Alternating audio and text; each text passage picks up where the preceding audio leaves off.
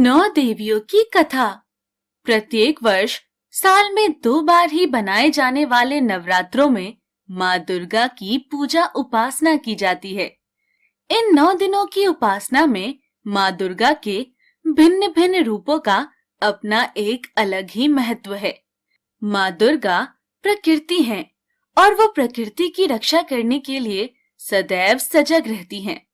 माँ ने अनेक रूपों में अवतार लिए। माँ के 9 रूपों की उपासना भक्तगण पूरी भक्ति के साथ करते हैं और माँ दुर्गा के प्रत्येक रूप के पीछे धार्मिक, सामाजिक और सांस्कृतिक महत्व है।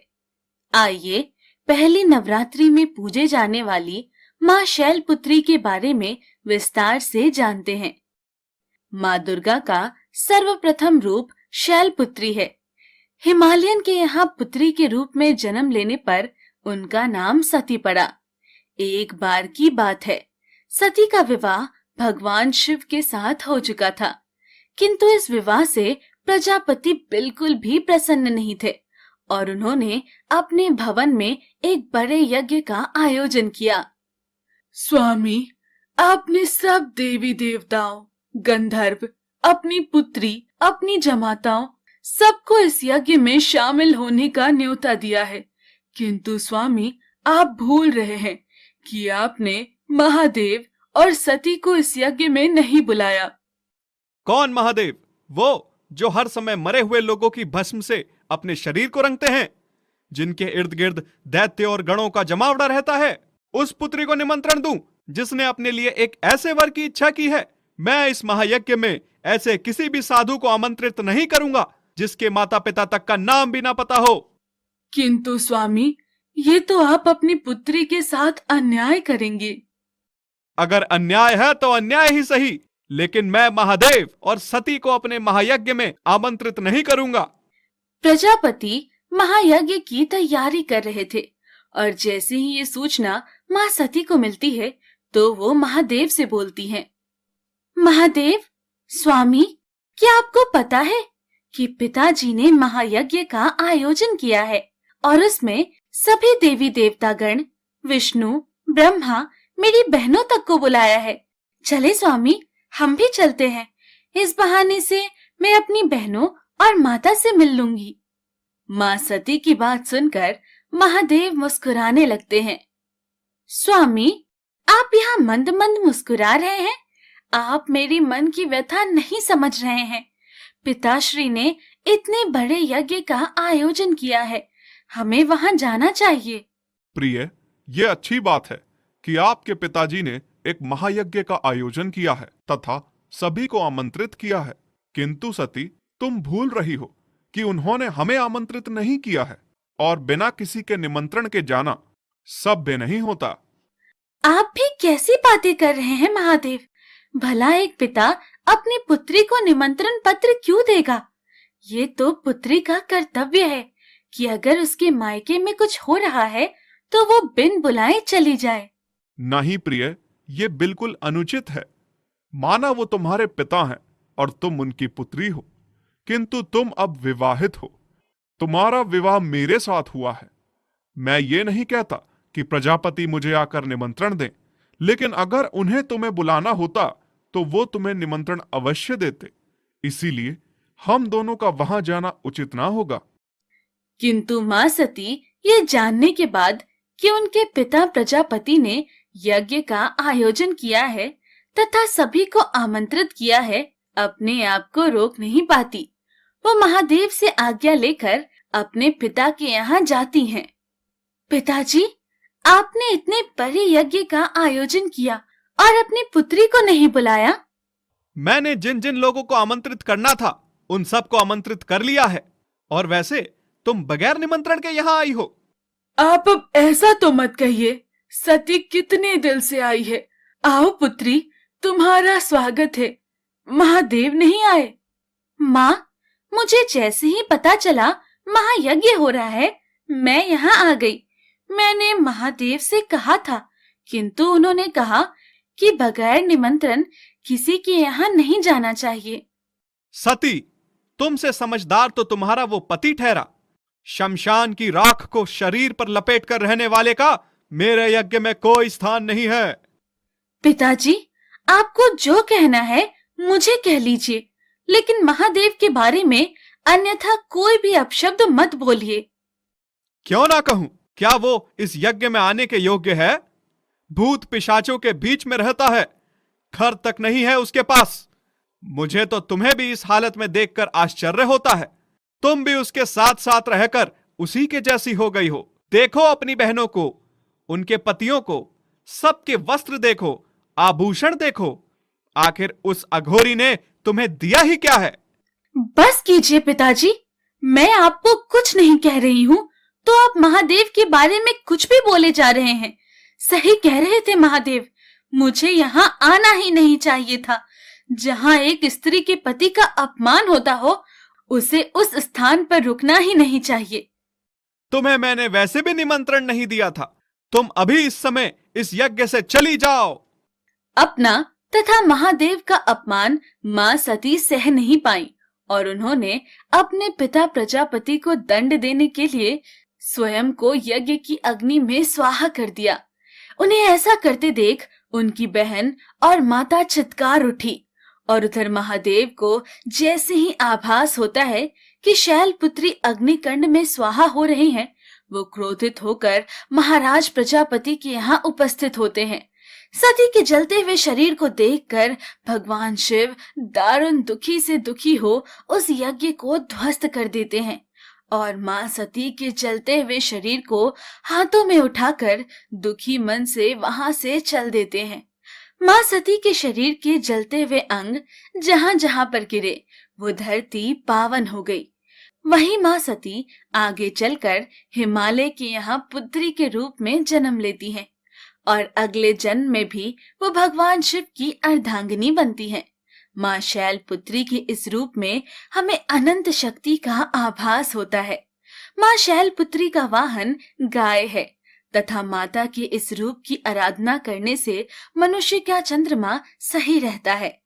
वहीं दूसरा नवरात्र मां दुर्गा के स्वरूप ज्ञान की देवी ब्रह्मचारिणी का मनाया जाता है।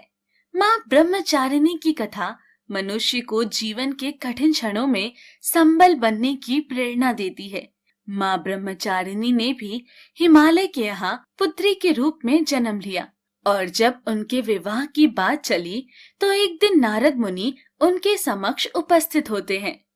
नारायण नारायण।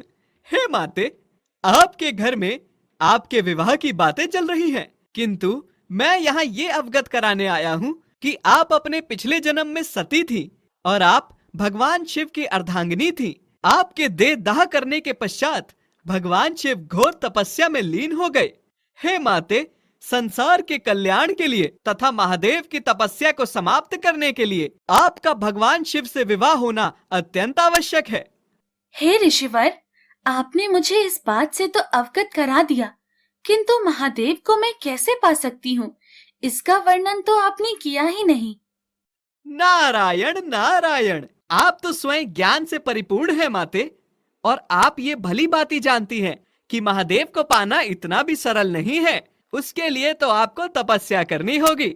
आपकी तपस्या ही महादेव को फिर से प्रकृति के समीप ले आएगी। महादेव के विवाह के लिए जब माता अपनी माँ और पिताजी से आज्ञा लेती हैं, हे पुत्री, महादेव ही क्यों, इतनी कठिन भक्ति के लिए मैं तुम्हें कैसे आज्ञा दे सकती हूँ। मैं तुम्हारे लिए उनसे भी अच्छा सुयोग्य वर ढूंढ सकती हूँ। पुत्री, हम तुम्हें इतने कष्ट में नहीं देख सकते। माता, पिताजी, मैं पिछले जन्म में महादेव की अर्धांगिनी थी और इस जन्म में भी मैं महादेव की ही अर्धांगिनी बनूंगी। इसके लिए मैं भगवान महादेव की कितनी भी कठिन उपासना कर सकती हूँ। मुझे मेरे कर्तव्य से ना रोके। आप दोनों मुझे आज्ञा दें कि मैं अपनी तपस्या में सफल हो जाऊं। माँ को अपने वचनों पर अडिग देखकर उनके माता पिता उन्हें तपस्या की आज्ञा दे देते हैं। भगवान महादेव के बारे में सब जानने के बाद माँ ब्रह्मचारिणी उपासना में बैठ जाती हैं और लगातार 1000 वर्षों तक वो महादेव की तपस्या करती हैं। माँ को कन्या के रूप में भगवान शिव की तपस्या करते हुए देखकर ही उनका नाम ब्रह्मचारिणी पड़ता है। वो वर्षों तक केवल टूटे हुए बिल्व पत्ते खाकर भगवान शिव की आराधना करती हैं। फिर वर्षों बाद वो पत्ते भी खाना छोड़ देती हैं, जिससे माँ का एक नाम अपर्णा भी पड़ता है। माँ इतनी कठिन तपस्या कर रही थी कि उनका शरीर एकदम छिन्न हो जाता है। ये देखकर सब देवता चिंतित हो जाते हैं।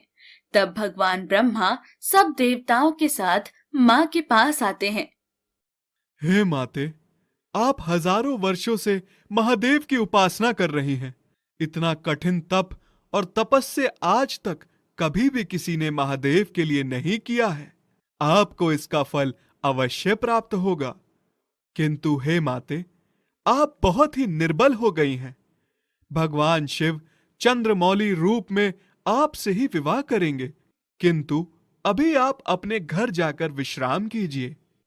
हे ब्रह्मदेव, मैंने जब उपासना का संकल्प लिया था तो ये प्रण भी लिया था कि जब तक महादेव स्वयं आकर मुझे इस तपस्या से नहीं रोकेंगे, मैं ये तपस्या कभी बंद नहीं करूंगी। किंतु हे माते, आप इतनी अत्यंत दुर्बल शरीर के साथ उपासना कैसे कर पाएंगी? मैंने आपके माता पिता को संदेश भिजवा दिया है। वो किसी भी क्षण यहाँ आकर आपको ले जाएंगे। मैं तब तक अपने घर नहीं जाऊंगी जब तक महादेव स्वयं आकर मुझे दर्शन नहीं दे देते। माँ अपने माता पिता को भी यही बोलती हैं तथा उन्हें वहाँ से चले जाने को कहती हैं। फिर वो वर्षों तक भगवान शिव की इसी तरह ही उपासना करती रही और एक दिन भगवान शिव उन पर प्रसन्न हो जाते हैं। हजारों वर्षों से तुम्हारी कठिन तपस्या ने मुझे विवश कर दिया है कि मैं स्वयं तुम्हारे सामने उपस्थित हूँ। आपके दर्शन पाकर मैं धन्य हो गई महादेव, किंतु जब तक आप मुझे इस बात का आश्वासन नहीं देंगे कि आप मुझे अपनी अर्धांगिनी के रूप में स्वीकार करेंगे, मैं अपने घर नहीं जाऊंगी। तुम्हारी कठिन भक्ति देखने के बाद मैं तुमसे विवाह अवश्य करूंगा। तुम्हारी इस कठिन भक्ति के लिए तुम सदा अपने भक्तों के बीच में ब्रह्मचारिणी के रूप में प्रसिद्ध होगी तथा तुम्हारे इस रूप की पूजा जो कोई भी व्यक्ति, देवता या गंधर्व करेगा, कठिन संघर्षों के बीच में भी कभी उसका मन विचलित नहीं होगा। भगवान शिव के दर्शन देने पर तथा सभी देवी देवता भी उस समय वहां उपस्थित हो जाते हैं और भगवान शिव से आग्रह करते हैं कि वो जल्द से जल्द माँ से विवाह कर पृथ्वी पर हो रहे अत्याचारों को समाप्त करें। उसके बाद माँ ब्रह्मचारिणी अपने घर लौट आती हैं और कुछ समय पश्चात भगवान शिव का विवाह उनके साथ हो जाता है। माँ के हर रूप की अपनी एक अलग ही महिमा है। वो हमें कठिन से कठिन समय पर विचलित न होने का संदेश देती हैं तथा अपने कर्म को सर्वोपरि रखने का उद्देश्य भी देती हैं। और जो भक्त माता का स्मरण दिल से करता है, उसकी सभी मनोकामनाएं पूर्ण हो जाती हैं।